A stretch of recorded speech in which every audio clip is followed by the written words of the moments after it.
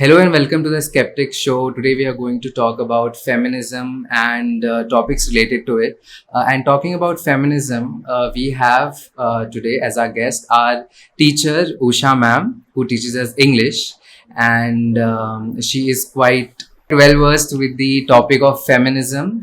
And so let's begin with the podcast. Hello, ma'am. Welcome to the show. Hello, thank you. Well, my first question is, and I'm asking you this question specifically because most of the people who claim to be feminist aren't really feminist. So, my question to you is, what is feminism? Okay, so let's begin with the idea of feminism.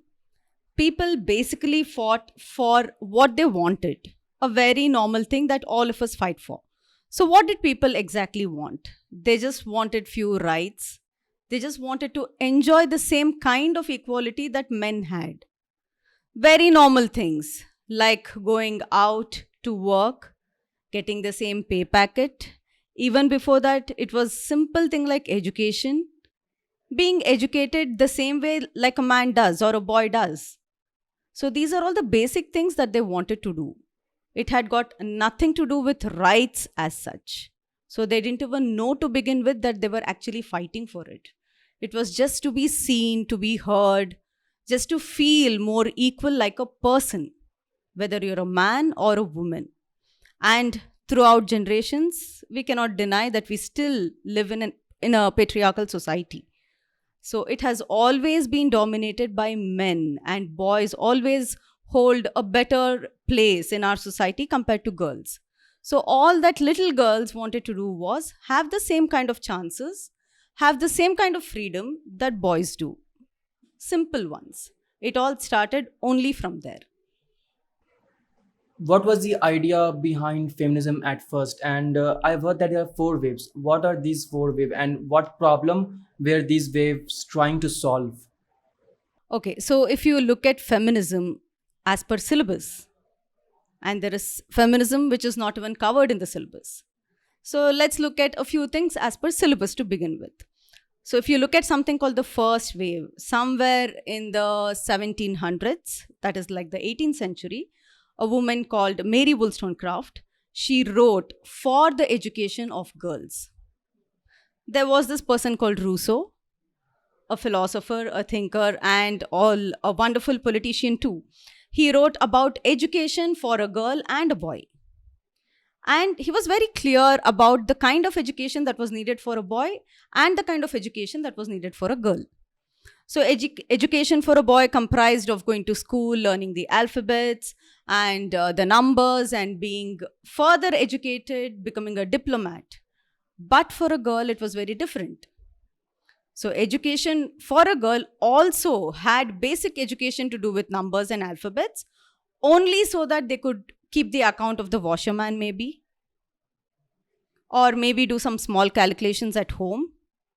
And education for a girl always was with the idea that a girl will grow up to become a mother and she should be able to help out the children at home. And the other part of the education was mostly about household chores, how she should be able to manage. So, this is what sparked off Mary Wollstonecraft to write about why not have the same kind of education even for a girl like for a boy? Who is stopping a girl from becoming what she wants to? So, why is it that the society from generations or from the beginning of mankind sees people as different? When we look at certain things like falling in love, everybody is made the same way. We believe that God has created man and woman the same way. But when it comes to acceptance as somebody as a male or a female, it's very different. Or when it comes to holding positions, it's very different. So, why do we happen to see people like that? So, this is what she started off, and she wrote a book called A Vindication of the Rights of Women, wherein she speaks about education and different other basic rights for women. So, this is almost like the first recorded book or the first written one, and which sparked off something called equality in the basic thing called education for a woman. property is just another thing that came way, way, way later on. People weren't even thinking of women capable of inheriting property. But in the book, she also speaks of how women are seen as illogical when it comes to calculations, maybe, or when it comes to thinking of money and property and being able to take normal decisions like a man. Women were thought incapable. So she writes, it isn't so. The brain is not decided or it's not designed like that by God or nature, whoever has created. It's all the same. If a man can do it, if a boy can do it, even a girl can definitely do it. So this started off. Before that, in India, if you look at it, it's not recorded as feminism, but it can be considered. If you look at Karnataka, we had people like Akkamaha Devi, who was a part of Basvanna's Anubhava Mantapa. And she was one among those people who brought about a social change in Karnataka. And she sat down with a whole lot of men and had long discourses about philosophy, religion, God, and equality, and how God is not something that's a lofty matter when it comes to women. So when we look at rights and women and feminism, then God was inaccessible to women.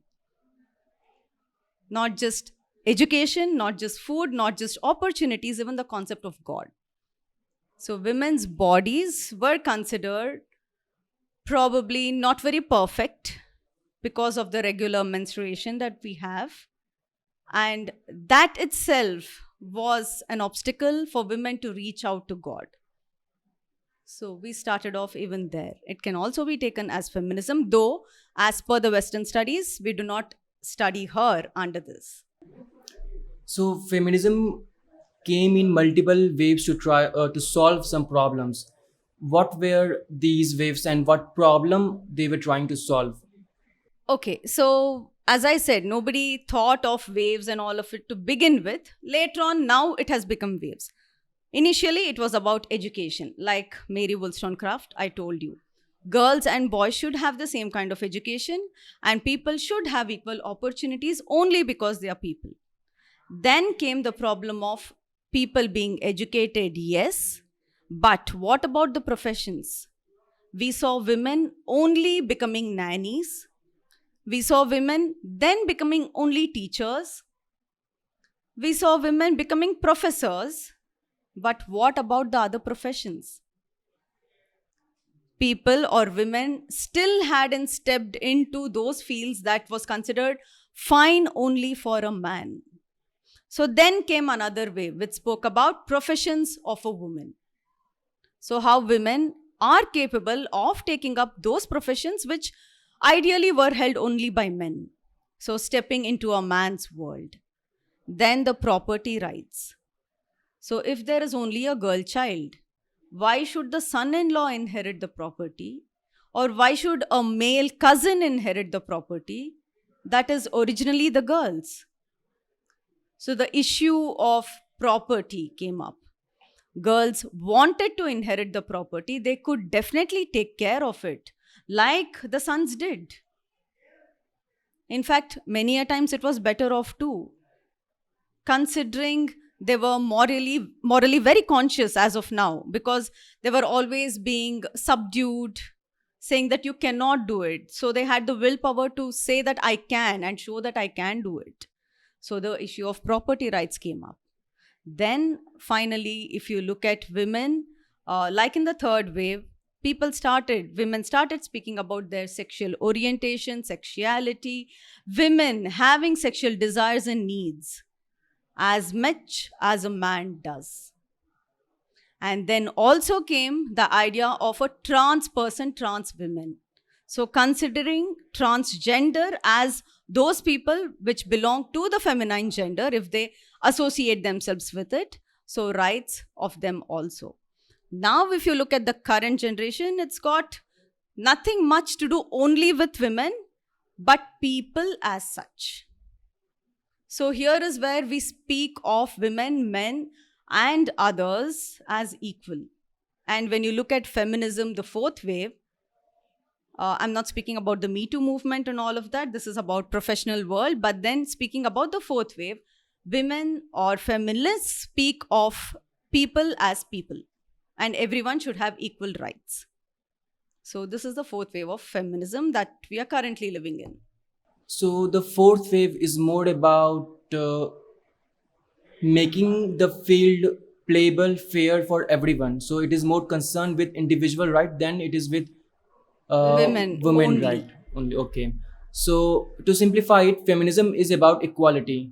But then what is equality? Because different people mean different things when they say equality. So what is equality according to the feminist doctrine? Okay. So again, going back to the word equality, as per rules and laws, right to education, right to pursue any kind of profession that they feel or they're educated for, they're qualified for, right to property, right to vote. There was a whole wave of suffragette women fighting for the right to vote. So that is a very big right. Right to drive cars. Even now in many countries, women do not drive cars. They're not allowed to because the country does not have the right or does not have the law which says that women can have this license and drive cars. So these are just the basic things. And having property in your own name, and also as a citizen of the country, right for medical facilities. So these are just basics that a man has always enjoyed. Women are still fighting. Okay, so we talked about the latest wave of feminism, which has to do with people in general and not just women. So I think this comes under intersectionality, and we see that a lot of social issues today and the responses to those social issues are very inclusive, like feminism and LGBTQ rights. We tend to include everybody, and every movement is talking about every other movement as well. Every movement is converging these days. So, do you think that intersectionality is taking feminism forward, or people believing in intersectionality, are they hurting the cause of feminism? Okay, But so before we talk about before you answer that question, many people who are listening to this podcast might not know what intersectionality is. So can you please define intersectionality first? okay, so I'd like to not exactly define it, but tell you what it is. It started somewhere during the third wave of feminism. So, intersectionality means having multiple layers. Like, for example, in very simple terms, being a woman itself, people are fighting for basic rights, women rights. So, you are a woman in India, that itself makes you a second citizen, but you are a woman and a Dalit woman at that. So that is intersectionality.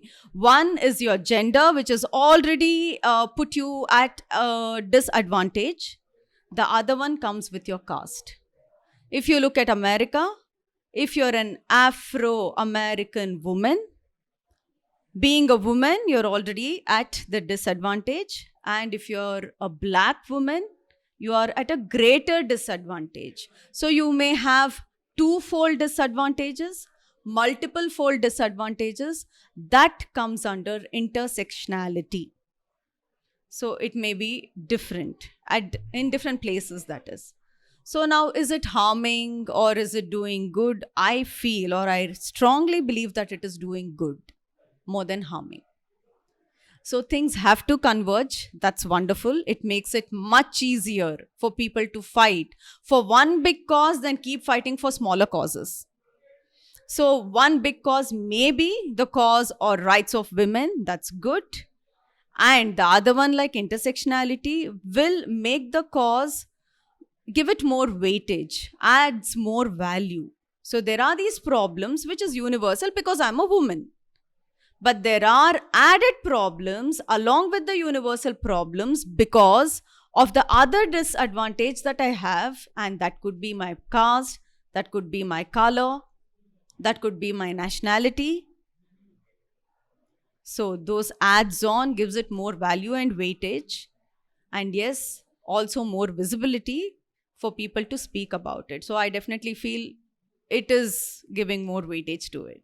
But whenever we talk about intersectionality and different movements overlapping each other, don't you think that there is a problem with that? Because there are some people who support a movement, and that movement is not compatible with their movement. For example, if someone is supporting the freedom of some country, and that country culturally is not good for women subjectively, so do you think that it will hurt that cause?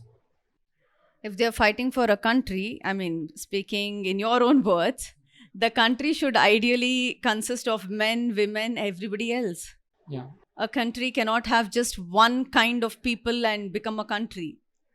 So if they're fighting for something that's great, it is better to fight for everyone who's a part of it.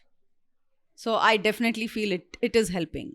But don't you think that when a feminist or when some feminists are supporting a different movement, but that movement, their entire ideology is not compatible with equality for everyone, so it happens a lot. And some feminists support a different movement in different parts of the world, and that part of the world is not known for women's rights. They do not treat women equally. So if they are supporting that movement, and if that movements actually and if that movements actually become successful, so they are not supporting, in the end their support has gone wrong for the feminist movement, because they have won, they have gained freedom, but now that free country is not good for women because their law are not good for women. I don't see this as a good idealistic country at all. I mean, if there is a law which is not good for its own people, and how does that country even become a place where people would want to live? So I don't think this is something that should happen. Ideally, like Taliban, if you speak about it for right now, so they do speak a whole lot of things for Afghanistan, but at the same time, maybe the second time over, as of now, they haven't really done much damage to women or women's schools, but that is what they did the first time. They do not believe in educating women.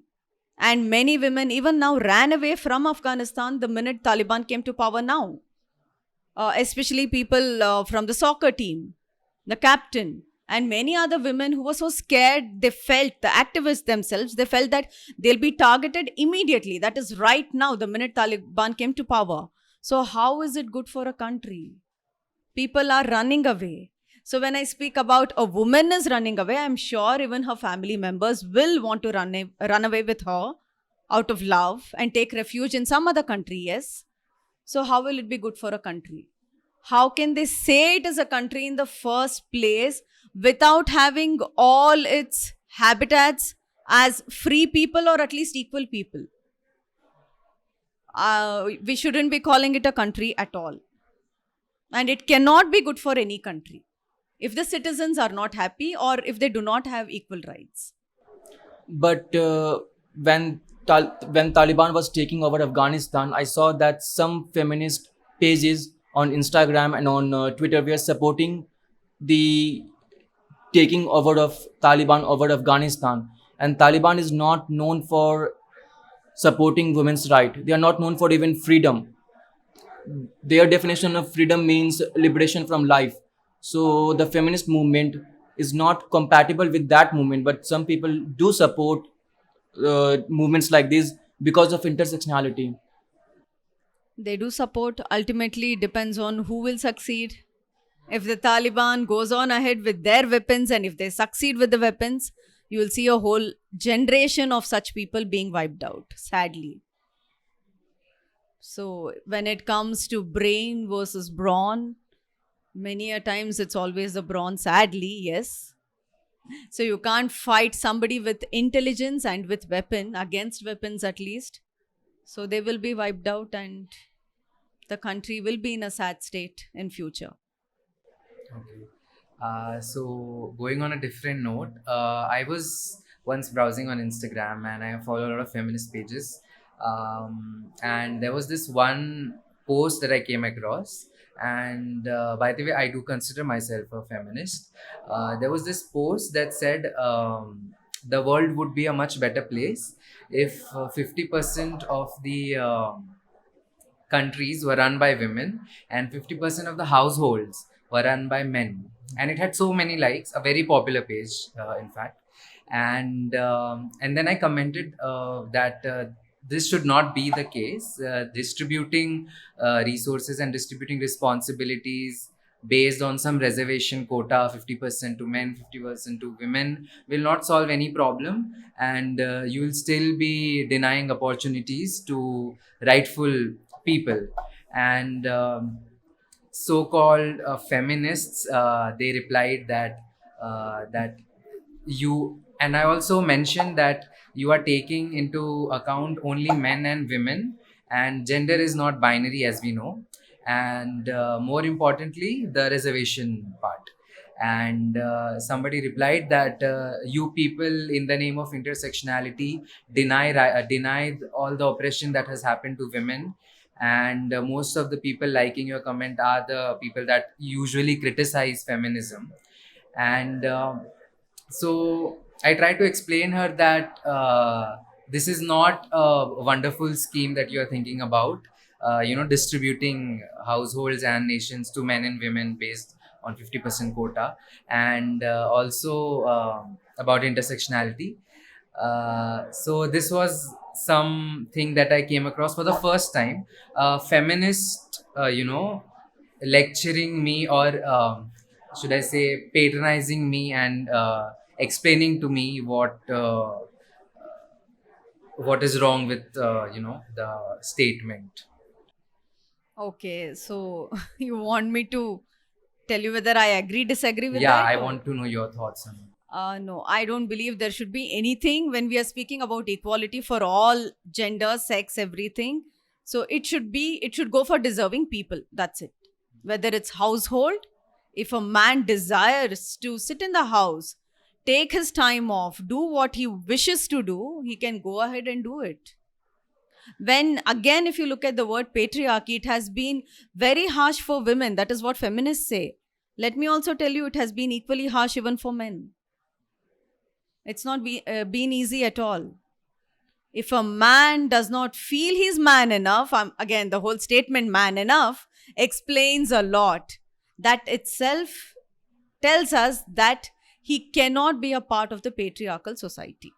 So you cannot have reservations, not a great idea. Maybe it can motivate a few, but you cannot have that as a rule, or you cannot have that as the law. You cannot go on with that. It is up to an individual. Finally, that's what we are looking at currently. It's people. It's not just a woman or a man or someone else. If they are capable intellectually, if they're capable physically of doing certain things, definitely they should go ahead and do it, is what I feel. And I think the world will slowly get there.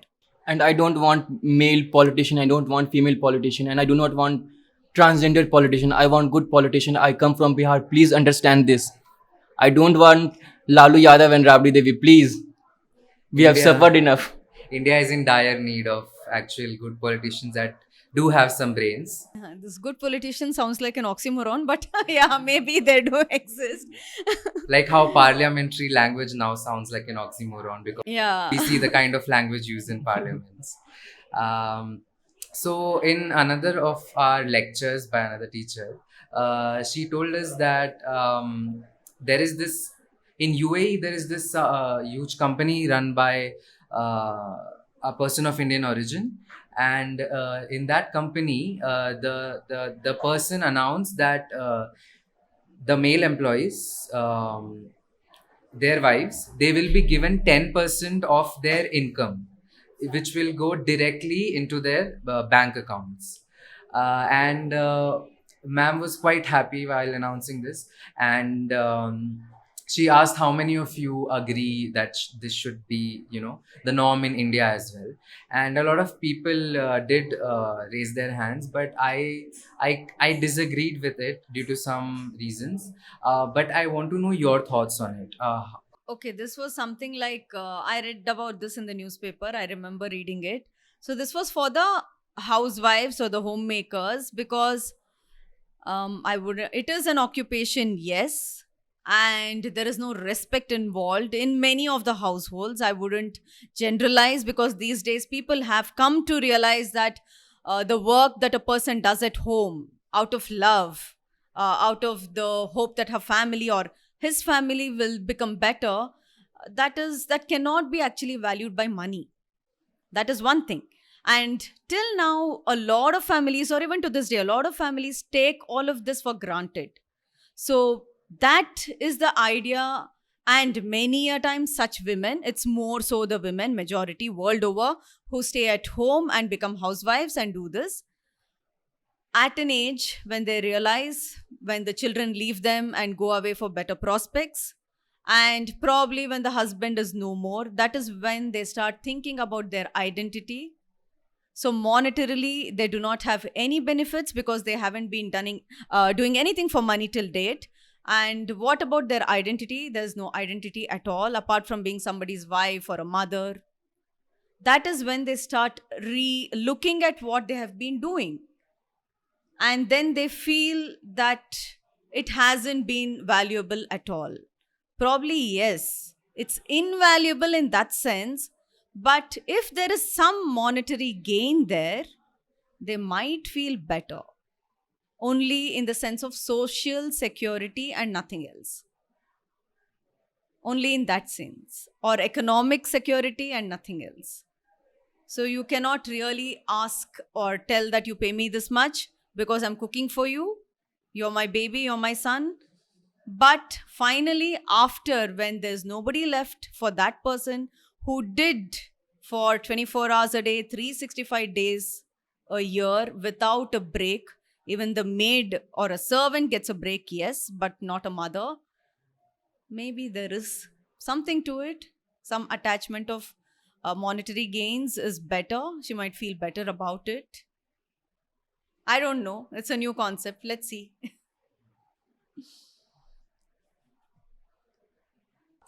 Okay, so if you remember, during one of our chapters, you asked people to talk about feminism, and a lot of the boys, when they came out to speak, they said everything that is not feminism, and they talked about feminazis and all the incidents like the Zomato guy incident and all of that. So, why do you think that most people, and especially men, fail to see how feminism fail to see feminism in a good light, and always they criticize it? Okay, one thing is, not many people know the meaning of the word feminism. They are intimidated. They think feminism means women beating up men, women hating men. So these are the answers that I've heard even in a classroom or even outside. So it's like just one section of the society which reads up about it, or somebody who takes up humanities as their subject have it as a part of their syllabus. But the rest, they have no idea, no inkling, no clue about what feminism is. They do not see it as equal rights at all. They see it as something that's got to do with hating men altogether. Battle. Yeah, they see it as a threat. So that is, feminazi is just a term. It's not a school of thought. So that is what they do. That's what they see around them. And that's why they're so scared. And that's the reason they come out and say that I hate feminism or I hate feminists. So because they have associated the word feminism and feminist for someone who's doing harm to people altogether.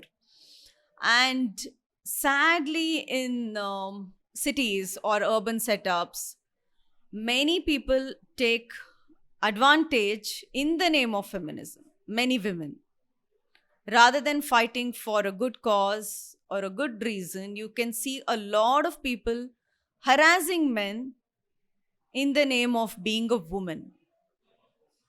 You can see a lot of people going on ahead and accusing people and then putting dowry cases on those kind of in-laws who do not exactly do it, or who do not even what can I say, who do not even ask for dowry.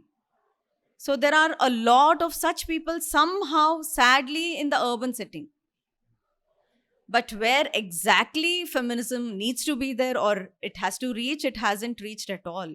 We have a whole lot of India, which of course is not the cities, wherein girls are still fighting to go to school. Girls are still fighting to eat the same kind of food that the brother eats. The brother gets to eat better food, more nutritious food. Why the mother says he is the son, so let him have it, compared to a girl. So we are somewhere else. We are like two different worlds. And when I look at a classroom, one is, yeah, the syllabus also does not do justice. The other thing is, they see only these kind of women, and that's the reason they say these are feminists and we hate them.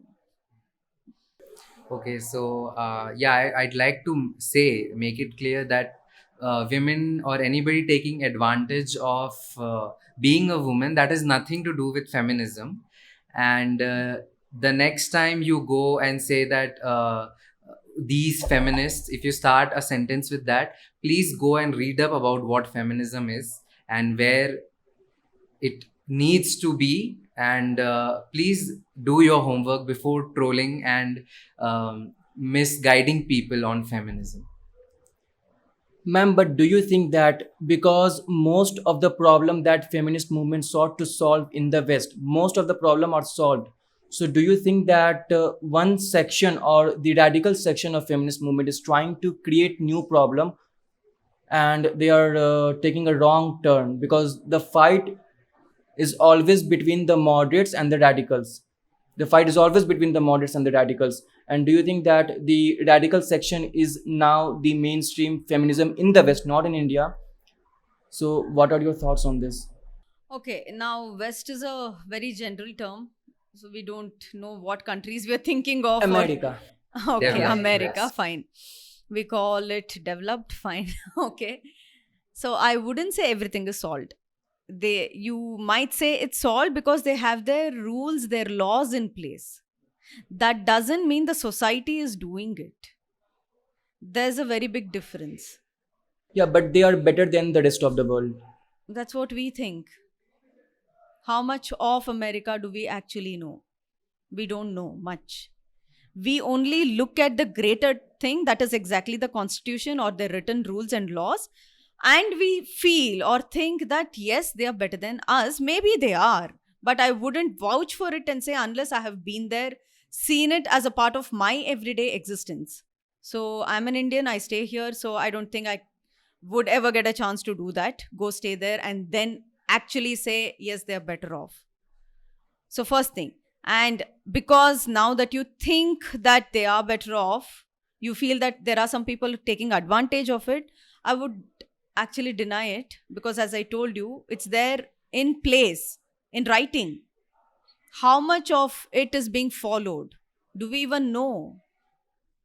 We might see some section of women in the armed forces, or more women in America in the armed forces compared to India, yes. So we feel, yeah, feminism is better there, or equality is better there. It's more equal there, rather.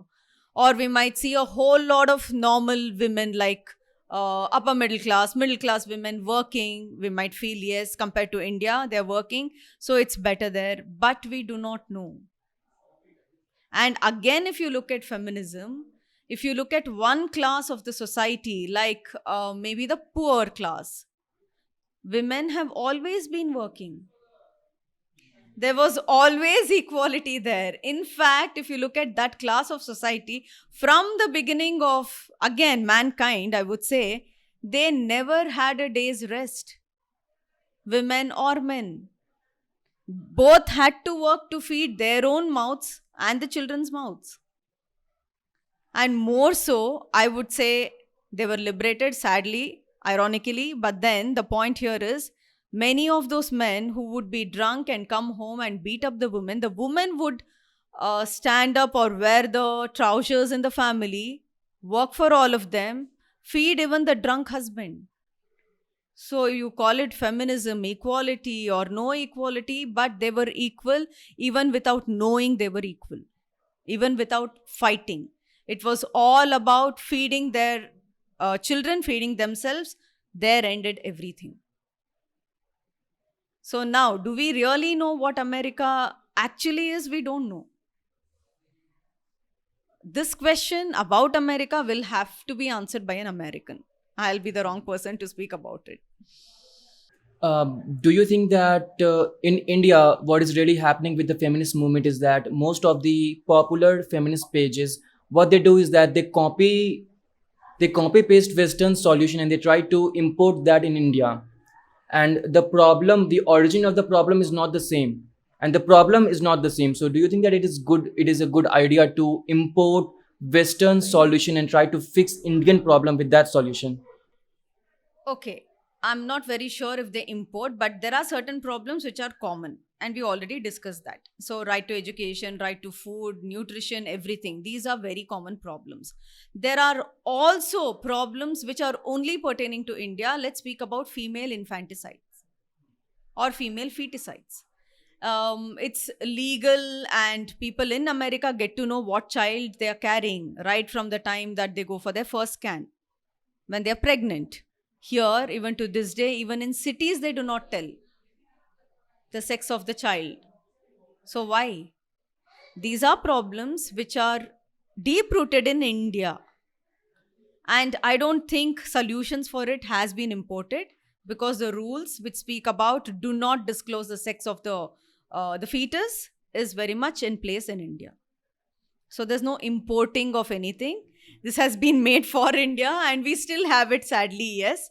So even in the 21st century, irrespective of Beti Padhao and everything, we still have at least give a chance for the Beti to come out and see the daylight. And there are a lot of other Indian feminists also, like if you speak about Chipko movement and ecofeminism.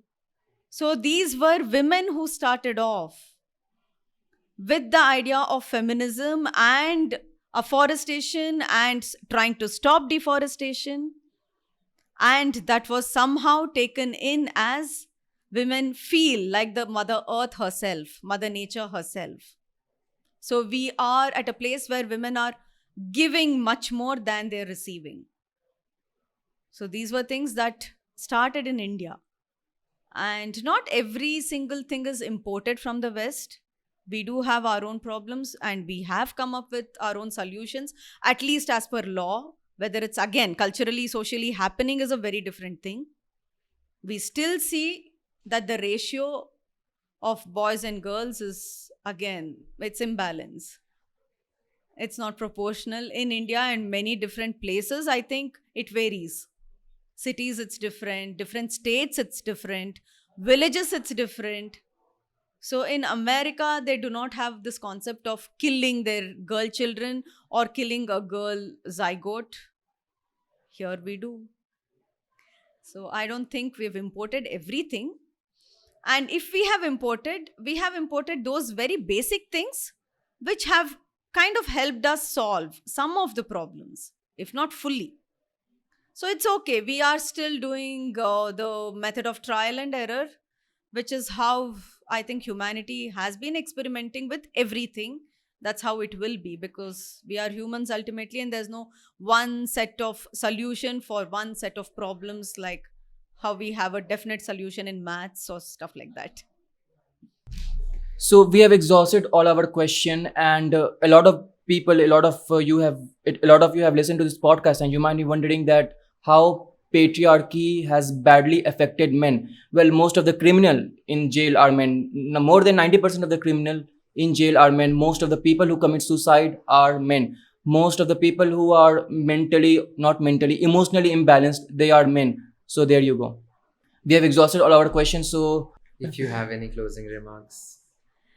Okay, I would tell it to all of you out here, especially to students, because this is something that hit me for the first time when I started handling classes of, I would be very particular, yes, the computer application stream. I hate feminists. So I would really urge the generation to read up, find out, talk to those people who are actually feminists. Do not be intimidated. People are only fighting for their basic rights still. We've gotten nowhere yet. And I spoke to you about what the basic rights are, and there's nothing to hate them about it. And this is the entire idea is because of what's happening in the name of feminism. And this should come out more openly and for discussions, and even for people to go on ahead and try and help women, men, and everyone else. Rather, make it humanism than just feminism, so people will get an idea of what everybody suffers. So, this is what I would like to tell the new generation, or rather, all of us, all generations. Why only new? All right, I hope that all of you enjoyed this episode, and I hope that you will like this episode, and I hope that you share this episode with your feminist friend and your anti-feminist friend, because we need attention, we need growth. So please share it with your friends and feminist friends and anti-feminist friends. Just share it with everyone, and please subscribe. And thank you, ma'am. Thank you for coming to this show. We really appreciate it. Thank you so much for giving me this opportunity.